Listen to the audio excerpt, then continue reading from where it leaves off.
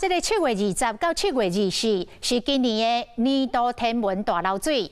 屏东东港为20号到今已经小连续淹水3天，这海水倒灌涌入去徛街，街仔路嘛淹水，上深是淹到大人的脚肚。高雄基镇嘛是海水四界流，流入去菜市啊，影响到做生意，民众上下班原来真艰难。气象署讲，明仔载也是大水期，再加上做风台，这东港甲基镇的乡村，也有其他地势较低，也则是住伫海边啊住户，拢爱做好着防台、防淹水的准备。车辆经过高过一水，水就喷起来。这个附近人佮将速度放慢，豆豆经过。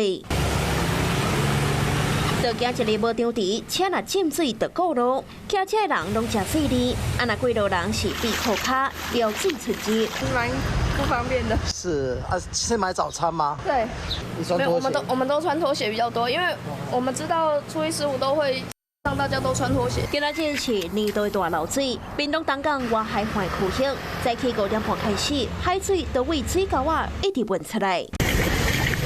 直到上班时间，居民拢爱调水过车路。若东港福德里街市较街徛街，水更加是淹入去厝内，居民足无奈。连续3天8楼个退楼，住伫地势较低居民是淹水就清，拼煞个淹。另外，伫高雄基镇当着大漏水，就海水倒灌流入街路，居民早就惯习，换上规气放食卡做生意。海水是一路淹入传统市场，水传到规世界。做生意歹做，无人要入来啊！今3天啊，今第3天啊，今仔上大。去年淹到。对，差太多。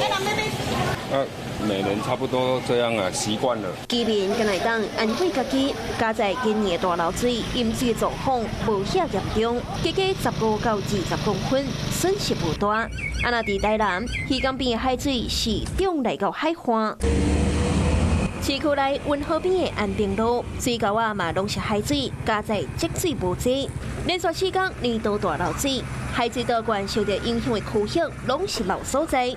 是讲明仔载大漏水，佮当着开避风台，预计会带来强降雨。屏东东港、高雄基镇，也有地势较低地区，居民真正爱提高警觉，小心注意，量早做好准备。Hello， 大家好，我是林文。想要抢先掌握最及时的新闻资讯吗？赶快订阅、按赞、开启小铃铛，锁定华视新闻的 YouTube 频道。